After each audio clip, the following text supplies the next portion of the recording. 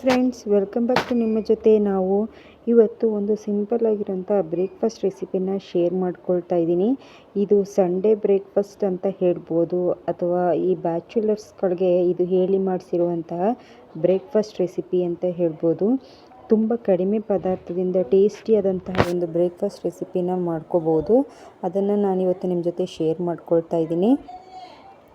ಇದಂತೂ ತುಂಬ ಸಿಂಪಲ್, ಆದರೆ ಟೇಸ್ಟ್ ಅಂತೂ ತುಂಬ ಸೂಪರಾಗಿರುತ್ತೆ. ನಾನಿವತ್ತು ಶೇರ್ ಮಾಡ್ಕೊಳ್ತಿರೋ ರೆಸಿಪಿ ಟೊಮೆಟೊ ಚಿತ್ರಾನ್ನ. ಇದು ತುಂಬ ಕಡಿಮೆ ಪದಾರ್ಥಗಳು ಫ್ರೆಂಡ್ಸ್. ಅದನ್ನು ಹೇಗೆ ಮಾಡೋದು ಅಂತ ನಾನು ಇಲ್ಲಿ ಶೇರ್ ಮಾಡ್ತಾ ಇದ್ದೀನಿ. ಮೊದಲಿಗೆ ಇಲ್ಲಿ ನಾನೊಂದು ಬಾಣಲೆನ ಇಟ್ಕೊಳ್ತಾ ಇದ್ದೀನಿ. ಈ ಬಾಣಲೆಗೆ ಇವಾಗ ಸ್ವಲ್ಪ ಆಯಿಲ್ನ ಹಾಕ್ಕೊಂಡು ಇದಕ್ಕೆ ಸಾಸಿವೆ ಹಾಕ್ಕೋಬೇಕು, ಹಾಗೆ ಕಡಲೆಬೇಳೆ, ಹಾಗೆ ಶೇಂಗಾನ ನಾನು ಆಲ್ರೆಡಿ ಫ್ರೈ ಮಾಡಿ ಎತ್ತಿಟ್ಕೊಂಡಿದ್ದೀನಿ. ಇದನ್ನು ಫಸ್ಟೇ ಫ್ರೈ ಮಾಡಿ ಎತ್ತಿಟ್ಕೋಬೇಕು.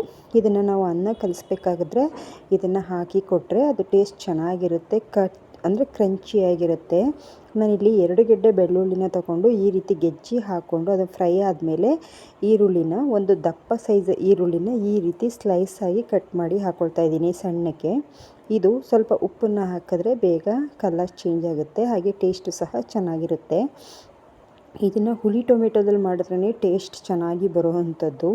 ನೀವು ಜಾಮ್ ಟೊಮೆಟೊ ಬಳಸಿದ್ರೆ ಅಷ್ಟು ಚೆನ್ನಾಗಿರೋದಿಲ್ಲ. ನಾನಿಲ್ಲಿ 4 ಟೊಮೆಟೊನ ಹಾಕ್ಕೊಳ್ತಾ ಇದ್ದೀನಿ, ದಪ್ಪ ಸೈಜದು. ಹಾಗೆ ಕರಿಬೇವನ್ನ ನಾನಿಲ್ಲಿ ಕೈಯಲ್ಲೇ ಕಟ್ ಮಾಡಿ ಹಾಕ್ಕೊಳ್ತಾ ಇದ್ದೀನಿ, ಫ್ಲೇವರ್ ಚೆನ್ನಾಗಿರುತ್ತೆ ಅಂತ ಹೇಳ್ಬಿಟ್ಟು. ಇದು ನಾವು ಎಲ್ಲೂ ನೀರನ್ನು ಬಳಸೋದಿಲ್ಲ.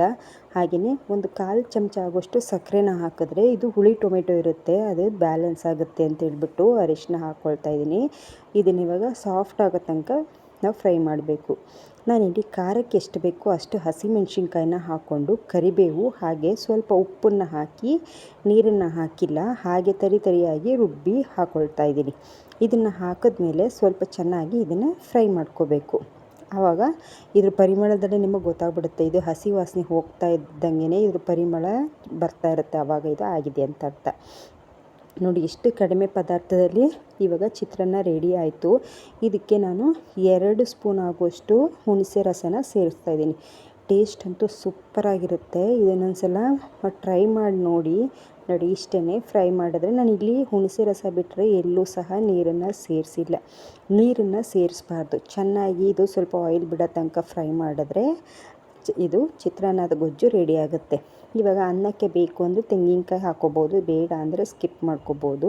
ನಾವು ಫ್ರೈ ಮಾಡಿ ಇಟ್ಟಿರುವಂತಹ ಕಡಲೆಬೀಜ ಹಾಗೆ ಕಡಲೆಬೇಳೆ ಇದನ್ನೆಲ್ಲ ಹಾಕಿ ಸ್ವಲ್ಪ ಉಪ್ಪು ಬೇಕು ಅಂದರೆ ಟೇಸ್ಟ್ ಮಾಡಿ ನೋಡಿ, ಉಪ್ಪನ್ನು ಸೇರಿಸಿ ಚೆನ್ನಾಗಿ ಮಿಕ್ಸ್ ಮಾಡಿ ಸರ್ವ್ ಮಾಡಿಕೊಂಡ್ರೆ ಟೇಸ್ಟಿಯಾದಂತಹ ಟೊಮೆಟೊ ಚಿತ್ರಾನ್ನ ರೆಡಿಯಾಗಿಬಿಡುತ್ತೆ.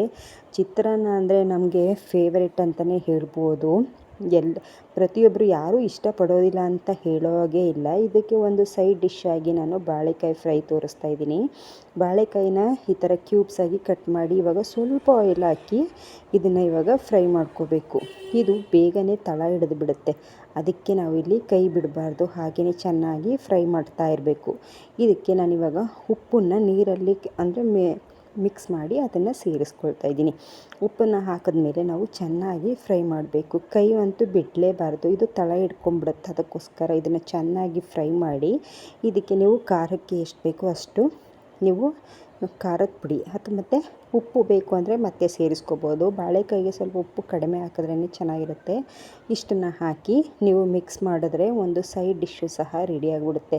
ಚಿತ್ರಾನ್ನಕ್ಕಂತೂ ಇದು ಬೆಸ್ಟ್ ಕಾಂಬಿನೇಷನ್ನು. ಚಿತ್ರಾನ್ನಕ್ಕೆ ಚಟ್ನಿ ಅಥವಾ ಬಜ್ಜಿ ಇದ್ದರೆ ಚೆನ್ನಾಗಿರುತ್ತಲ್ವ, ಅದರ ಬದಲು ನೀವು ಈ ರೀತಿಯೂ ಸಹ ಟ್ರೈ ಮಾಡ್ಬೋದು. ಚಿತ್ರಾನ್ನ ಜೊತೆ ಬಾಳೆಕಾಯಿ ಫ್ರೈ ಸಹ ರೆಡಿ ಆಯಿತು. ಈ ವಿಡಿಯೋ ಇಷ್ಟ ಆದಲ್ಲಿ ನಿಮ್ಮ ಫ್ರೆಂಡ್ಸ್ ಹಾಗೆ ಫ್ಯಾಮಿಲಿ ಜೊತೆ ವಿಡಿಯೋ ಶೇರ್ ಮಾಡಿ, ಸಬ್ಸ್ಕ್ರೈಬ್ ಮಾಡಿ. Thank you for watching.